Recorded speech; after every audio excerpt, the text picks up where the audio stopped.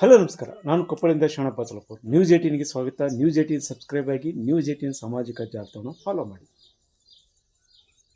ಹಿರೇಹಳ್ಳಿ ಜಲಾಶಯ ಇದು ತುಂಗಭದ್ರಾ ಜಲಾಶಯಕ್ಕೆ ಹೂಳು ತಡೆಗಟ್ಟಲು ನಿರ್ಮಿಸಿರುವಂಥ ಒಂದು ಮಿನಿ ಜಲಾಶಯ. ಕೊಪ್ಪಳ ತಾಲೂಕಿನ ಮುದ್ಲಾಪುರ ಬಳಿ ನಿರ್ಮಿಸಿರುವಂಥ ಈ ಜಲಾಶಯ ಒಟ್ಟು 1.992 TMC ನೀರು ಸಾಮರ್ಥ್ಯದ ಹೊಂದಿದೆ. ಇದಕ್ಕಾಗಿ ಈ ಜಲಾಶಯದಿಂದ ಕೇವಲ ತುಂಗಭದ್ರಕ್ಕೆ ನೀರು ಹೂಳು ತಡೆಯೋದಕ್ಕೆ ಒಂದು ಉದ್ದೇಶವಾಗಿದ್ದರೂ ಇದರಿಂದ ಕೊಪ್ಪಳ ತಾಲೂಕಿನ ಸುಮಾರು 20,000 ಎಕರೆ ನೀರಾವರಿ ಪ್ರದೇಶ ಹೊಂದಬೇಕು ಅನ್ನುವಂಥ ಉದ್ದೇಶದಿಂದ ಈ ಜಲಾಶಯ ನಿರ್ಮಾಣವಾಯಿತು. 2002ರಲ್ಲಿ ಈ ಜಲಾಶಯವನ್ನು ಅಂದಿನ ಮುಖ್ಯಮಂತ್ರಿಯಾಗಿರುವಂಥ ದಿವಂಗತ SM ಕೃಷ್ಣರವರು ಆ ಜಲಾಶಯವನ್ನು ಲೋಕಾರ್ಪಣೆ ಮಾಡಿದರು. ಆ ಸಂದರ್ಭದಲ್ಲಿ ಇಲ್ಲಿ ಜನರ ಒತ್ತಾಯ ಏನಿತ್ತಂದರೆ ಈ ತುಂಗಭದ್ರಾ ಜಲಾಶಯದ ಎತ್ತರವನ್ನು ಹೆಚ್ಚಿಸಬೇಕು ಅಂತ. ಇನ್ನೂ 1 ಮೀಟರ್ ಎತ್ತರವನ್ನು ಹೆಚ್ಚಿಸಿದರೆ ಇನ್ನೊಂದು 20,000 ಎಕರೆ ನೀರಾವರಿ ಆಗುತ್ತೆ ಅನ್ನೋದು ಒಂದು ಕಡೆ ಆಗಿತ್ತು. ಅದ್ರ ಜೊತೆಗೆ ಇನ್ನೂ ಇದಕ್ಕೆ ನೀರಿನ ಪ್ರಮಾಣ ಇದೆ, ನೀರನ್ನು ಹೆಚ್ಚಿಸ್ರಿ ಅನ್ನುವಂಥ ಇತ್ತು. ಆ ಕಾರಣಕ್ಕಾಗಿ ರೈತರ ಒತ್ತಾಯಕ್ಕೆ ಮಾಡಿದಿರುವಂಥ ಆ ಮುಖ್ಯಮಂತ್ರಿಗಳು ಅದನ್ನು ಭರವಸೆ ನೀಡಿದರು. ಆದರೆ ಈಗಾಗಲೇ ಭರವಸೆ ನೀಡಿ ಈಗಾಗಲೇ 3 ದಶಕಗಳಾದರೂ ಇನ್ನೂ ಆ ಕಾಮಗಾರಿ ಅದರ ಚಿಂತನೆ ಇನ್ನೂ ಆರಂಭವಾಗಿಲ್ಲ ಮತ್ತು ಇನ್ನೂ ಅದರ ಕಾಮಗಾರಿಗಳು ಸಹ ಪೂರ್ಣವಾಗಿಲ್ಲ. ಆದರೆ ಈ ಮಧ್ಯೆ ಈ ಜಲಾಶಯ ಹೂಳು ತುಂಬಿದೆ.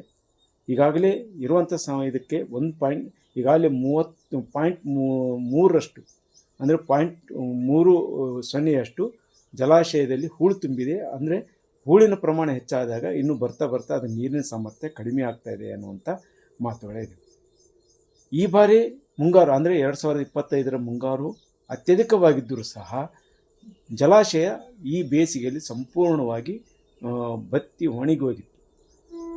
ಏನು ಜಲಾಶಯದ ಒಡಲು ಸಂಪೂರ್ಣವಾಗಿ ಬಿರುಕು ಬಿಟ್ಟಿತ್ತು. ಹನಿ ನೀರು ಸಹ ಸಿಗದಿತ್ತು. ಜಾನುವಾರು ಕುಡಿಯುವ ನೀರಿಗೂ ಸಹ ಇಲ್ಲಿ ಪರದಾಡುವಂಥ ಸ್ಥಿತಿ ಇತ್ತು. ಇದು ಹಿರೇಹಳ್ಳಿ ಐತಲ್ಲ, ಅಲ್ಲಿ ಓವರ್ಫ್ಲೋ ಆಗುತ್ತೆ ರೀ. ಓವರ್ಫ್ಲೋ ಆಗೋದ್ರಿಂದ ನಮ್ಮೂರಿಗೆ ನೀರು ಬರೋಲ್ಲ. ಬಟ್ ಅಲ್ಲಿಗೆ ಅಷ್ಟೇ ಸೀಮಿತ ಆಗೈತೆ ಅದು ಹಿರೇಹಳ್ಳಿ ಕೆರೆ. ಆಮೇಲೆ ಶಾಂತಿ ಏನು ಮಾಡ್ಯಾನ, ಅಲ್ಲಿ 7 ಪಂಪ್ ಸೆಟ್ ಕುಂದಿಸ್ಯಾನ. ಅದು ಯಾವರು ಬೀಡ್ನಾಳ್ಗೆ 1000 ಎಕರೆ ಆಸ್ತಿ ತೊಗೊಂಡಾನ. ಅಲ್ಲಿದ್ದ 7 ಪಂಪ್ ಸೆಟ್ ಕುಂತು ಆಮೇಲೆ ಇವರು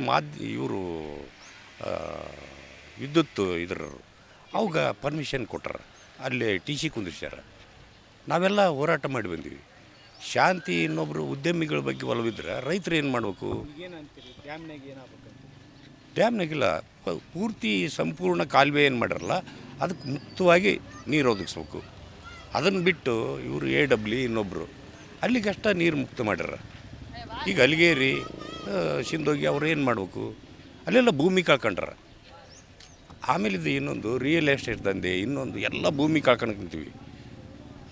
ಅವತ್ತು ನಾನು ಇಟ್ನಾಳ್ ಅವ್ರ ತಲೆ ಮಾತಾಡಿದೆ, DC ಅವ್ರ ತಲೆ. ಇದು ಕೃಷಿ ಪ್ರಧಾನ ರಾಷ್ಟ್ರ. ಕೃಷಿ ಪ್ರಧಾನ ರಾಷ್ಟ್ರ ಅಂದ್ರೆ ಭೂಮಿ ಬೇಕು. ಭೂಮಿ ರಿಯಲ್ ಎಸ್ಟೇಟ್ ದಂಧೆ ಆಮೇಲೆ ಸೈಟು ಇನ್ನೊಂದು ಮಾಡ್ಕೊಂತ ಹೋದ್ರೆ ನಾವು ಕಬ್ಬಿಣ ಕಡ್ಲಿ ತಿನ್ನೋಕ್ಕಾಗುತ್ತಾ ನಾಳೆ? ಊಟ ಈ ಹಿರೇಹಳ್ಳ ಸ್ಥಿತಿ ಗಬ್ಬೆದ್ದು ನಾರುತ್ರಿ. ಅದ್ರ ಬಗ್ಗೆ ಕೇಳೋರೇ ಇಲ್ಲ. ಬಟ್ ನಾವೇ ನಿಂತ್ಕೋಬೇಕು. ಇವತ್ತು ರಾಜಕೀಯ ಹಿತಾಸಕ್ತಿಯಿಂದ ಅದೆಲ್ಲ ಸತ್ತೋಗೈತಿ. ಈ ಸಮಯದಲ್ಲಿ ಇಲ್ಲಿ ರೈತರು ಒತ್ತಾಯ ಮಾಡ್ತೇವೆಂದರೆ ತುಂಗಭದ್ರಾ ಜಲಾಶಯಕ್ಕೆ ಹೂಳು ತುಂಬುವಂಥ ಉದ್ದೇಶ ಒಂದು ಕಡೆ ಆಗಿದ್ದರೂ ಸಹ ನೀರಾವರಿ ಸೌಲಭ್ಯವನ್ನು ತರುವಂಥ ಈ ಜಲಾಶಯದ ಈಗಿನ ಸ್ಥಿತಿಯಲ್ಲಿದೆ. ಅಂದರೆ ಬಿರುಕು ಬಿಟ್ಟದು ಮತ್ತು ಸಂಪೂರ್ಣವಾಗಿ ಬೇಸಿಗೆಯಲ್ಲಿ ಒಣಗಿರುವಂಥ ಸ್ಥಿತಿಯಲ್ಲಿ ಇದನ್ನು ಸಾಧ್ಯವಾದಷ್ಟು ಹೂಳು ತೆಗೆದರೆ ಇನ್ನಷ್ಟು ನೀರು ಈಗೇನು ಮೊದಲಿನಷ್ಟೇ ನೀರು ನಿಲ್ಲುವ ಸಾಧ್ಯತೆ ಇದೆ ಒಂದು ಕಡೆ. ಅದ್ರ ಜೊತೆಗೆ ಹಿಂದೆ ಮುಖ್ಯಮಂತ್ರಿಗಳು ಹೇಳಿರುವ ಹಾಗೆ SM ಕೃಷ್ಣ ಅವರು ಹೇಳಿರುವ ಹಾಗೆ ಇದರ ಜಲಾಶಯದ ಎತ್ತರವನ್ನು ಹೆಚ್ಚಿಸಿದರೆ ಈ ಜನಕ್ಕೆ ಅನುಕೂಲವಾಗುತ್ತೆ ಅನ್ನುವಂಥ ಮಾತು ಇದೆ. ಆದರೆ ಈ ಬಾರಿ ಕೊಪ್ಪಳದಲ್ಲಿ ಅತ್ಯಧಿಕ ಇದೇ ಆಗಿರುವಂಥ ಕಾರಣಕ್ಕೆ ಈಗ ನೀರಾವರಿ ಸಂಪೂರ್ಣವಾಗಿ ಒಣಗೋಗಿತ್ತು. ಈ ಸಂದರ್ಭದಲ್ಲಿ ರೈತರ ಒತ್ತಾಯಕ್ಕೆ ಸರ್ಕಾರ ಮಣಿತಾ ಅನ್ನೋದನ್ನು ಕಾದು ನೋಡಬೇಕಾಗಿದೆ. ಶರಣಪ್ಪ ಬಚ್ಚಲಪುರ, ನ್ಯೂಸ್ 18 ಕೊಪ್ಪಳ. ನಿರ್ಭೀತ, ನಿಷ್ಪಕ್ಷಪಾತ, ವಿಶ್ವಾಸಾರ್ಹ ಸುದ್ದಿಗಳಿಗೆ ಮತ್ತೊಂದು ಹೆಸರಾಗಿರುವ ನ್ಯೂಸ್ 18 ಕನ್ನಡ ಈಗ ಆಪ್ನಲ್ಲೂ ಲಭ್ಯವಿದೆ. ದಯವಿಟ್ಟು ಇಲ್ಲಿರುವ QR ಕೋಡ್ ಅನ್ನು ಸ್ಕ್ಯಾನ್ ಮಾಡಿಕೊಂಡು ಆಪ್ ಡೌನ್ಲೋಡ್ ಮಾಡೋದಕ್ಕೆ ಮರಿಬೇಡಿ. ನಿಮ್ಮ ಬೆಂಬಲ ಹೀಗೆ ಸದಾ ನಮ್ಮೊಂದಿಗಿರಲಿ. ಧನ್ಯವಾದ.